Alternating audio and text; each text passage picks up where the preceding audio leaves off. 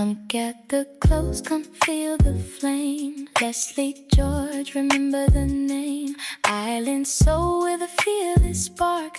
Truth speaks here and it leaves its mark. No dimming down, no playing small. Stepping strong and stand up tall. You walk in bold, you move with grace. Mosaic Sparks, come take your place. This is where brilliance learns to speak. What if everything you were taught about what a powerful leader looks like was actually keeping you from becoming the leader you were born to be? Today, we're dismantling one of the biggest lies women in leadership have been sold and replacing it with something far more powerful, far more sustainable, and more authentically you. So, welcome back, Sparklers. Welcome to Mosaic Sparks with me, Lesley George. Right here at Mosaic Sparks is where we do not do surface level and we do not do it small. So, we're in episode 3 of Leading Unapologetically. And if you've been with us since episode 1, I see you. I love you. And this one is going to go even deeper. So, we're talking about the kind of leadership the world desperately needs and has historically respected the least. We're talking about leading from the heart. So, today's woman is Nakia, Wakandian war dog, operative and mission driven humanitarian. But before any title she holds, Nakia is a woman who has seen the suffering of people beyond Wakanda's borders and simply can't rest while she has the breath and the power to do something about it. Nakia is not the loudest woman in the room. She's not leading for applause or positioning. She leads because she genuinely, deeply, and a great personal cost cares. And that love radically, inconveniently, costly love is precisely what makes her one of the most powerful figures in this entire story. The world has a very specific image of what a powerful leader looks like: commanding, decisive, emotionally detached, strategic to the point of coldness. And of generations of women have been told that to be taken seriously as leaders, you need to adapt that image. Be less emotional, be tougher. Do not let anyone see you care too much because caring makes you a target. Caring makes you weak. And caring makes you easy to manipulate. Sparklers, I'm here today to call that exactly what it is: a big fat lie.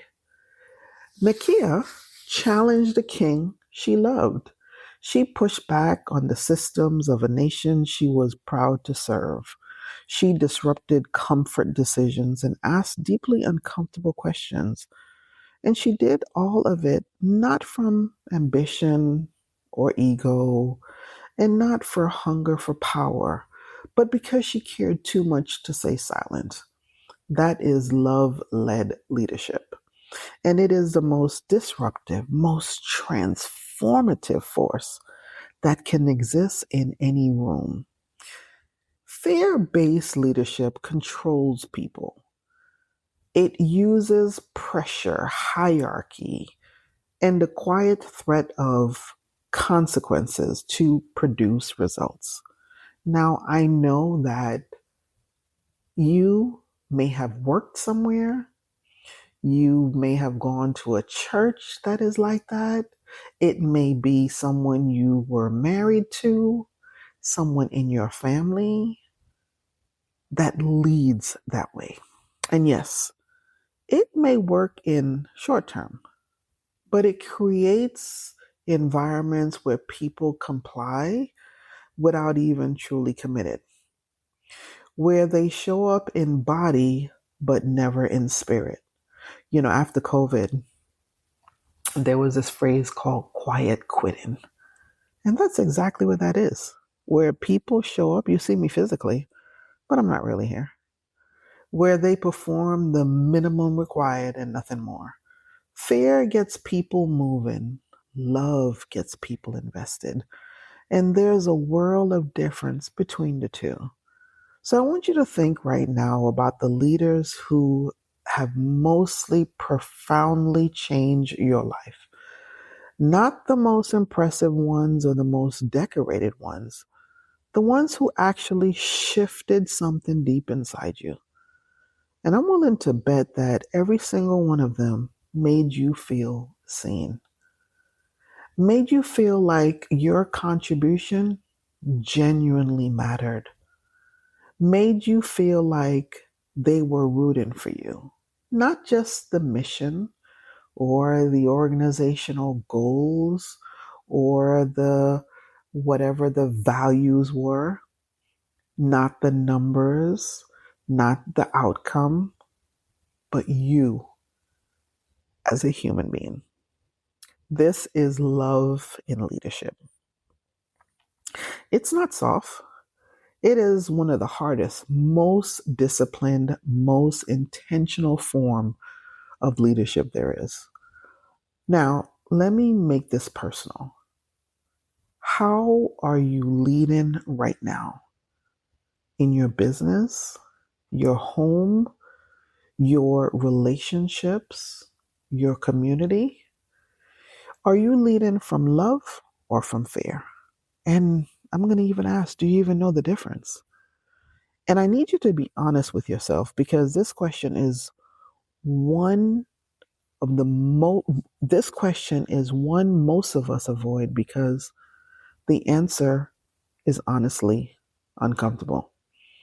Fear-based leadership looks like micromanaging because you do not fully trust the process or the people. It looks like withholding praise or compliments because you're afraid someone will get too comfortable and stop pushing.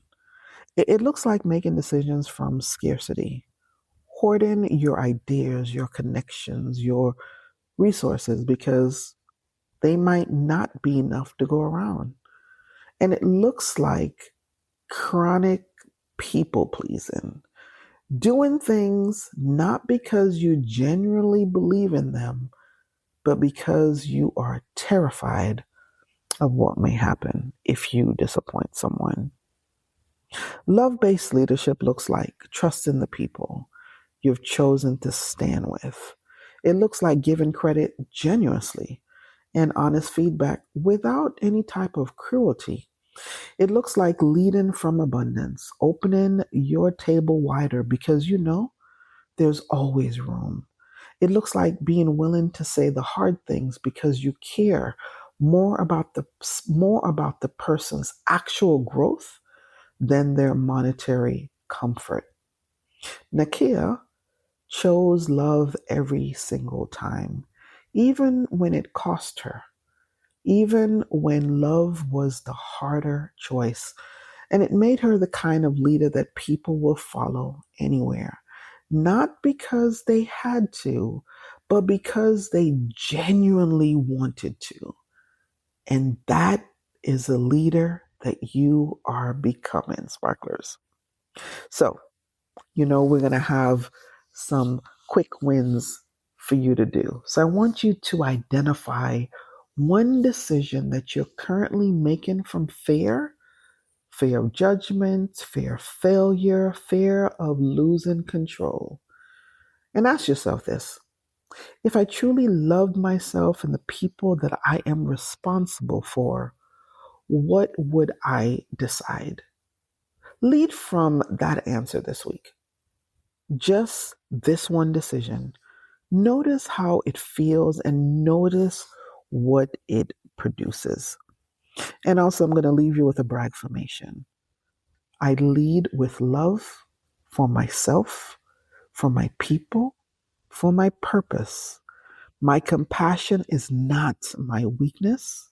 It is my greatest weapon and my most powerful gift. So today, as we get ready to close out, as we are doing this 6-part mini series, and this is episode 3, I hope you enjoyed episode 1 and 2, and hope you will stick around for the next episode, episode 4. So once again, don't you dare leave this episode the same woman who pressed play.